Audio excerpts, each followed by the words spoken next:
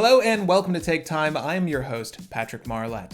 Today we're taking a look at a brand new watch from a brand new brand, York & Front. Y&F is all about simplicity first with a less is more design philosophy on full exhibition with their first offering, the Burrard. It's a Swiss-made 38mm design under $600 that's looking to be your next daily wearer.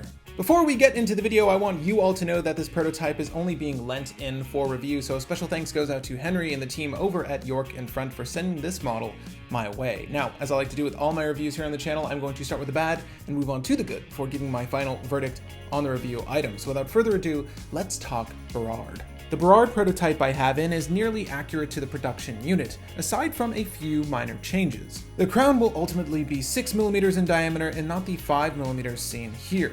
The movement will be the same Sellita SW200, however the production units will be manufactured without the date complication, so in other words, no phantom step. Lastly, the lume featured here is Superluminova C1, but the production models will come with BGW9 instead. The case of the Burrard is, of course, 316L stainless steel and features a screw-down crown at the 3 o'clock position, boasting 100 meters of water resistance. The crystal is a slightly boxed, double-domed sapphire with AR coating, and the dial face will come in either bright white or matte black as we have in today. The total package will include the watch, 2 leather strap options in brown and black, a gray seatbelt style NATO strap, and a leather watch roll. Folks give Christopher Ward a lot of grief about their text alignment. Now, before Y&F starts receiving emails, I may have a suggestion or two. So, I quite like the look of their brand name and its location at the 12 o'clock position, but the underline is a large distraction. The dial as a whole is clean, which lends to this watch's character, but because of this, minor details like the underline here are made more noticeable. It's slightly right of center, gravitating under the ampersand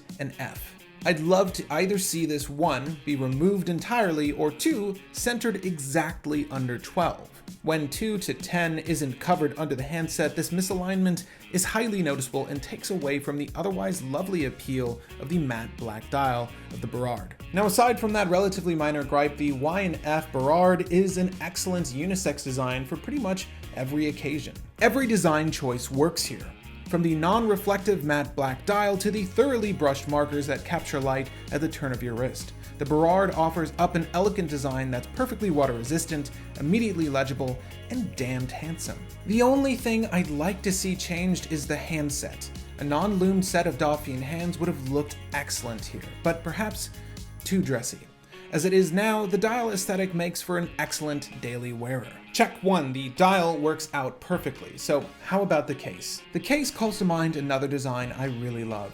Many, as a matter of fact, gravitated towards this same design, and what the Burrard so closely resembles to me is the Helios Seaforth. The scale may be slightly smaller, but the lug language and overall composition is strikingly similar. Absent are the crown guards, and angled cuts were shaved off the ends of the lugs, but the case shares that sleek, sophisticated style you'd expect from the ever-popular Seaforth, with some improvements. The beveling on the Burrard sides lead up to meet the bezel with sharp definition, and alongside the ends of either lug end are drilled holes for quick access to the spring bar and strap for easy replacement. Check 2, the case here is an instant classic, so how about that accessory? While I didn't receive the full suite, I can state that the leather option provided was perfectly adequate. Cut to the optimal length, a good color tone with ivory accents, an overall timeless dress casual design. While I do find the QR spring bars are a bit odd, it's nice that they were provided for those that prefer the ease of them. However, the one thing that is truly standout here is the hardware. The buckle attached to the leather strap provided is made of thick steel with matched quality, high polished beveling. It helps by creating a cohesive design language that ties the entire piece together. And here is the York & Front Burrard in matte black on my 7 1/4 inch wrist. This is what it'll look like for all of your admirers, and when you are going to admire it, it's going to look a little something like this.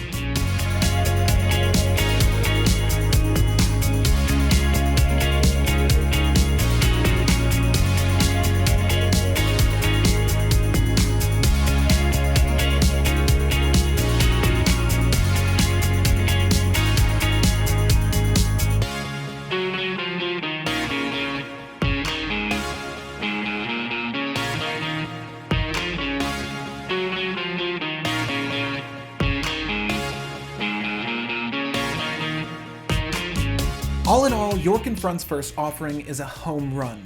They set out to create the perfect daily wearer.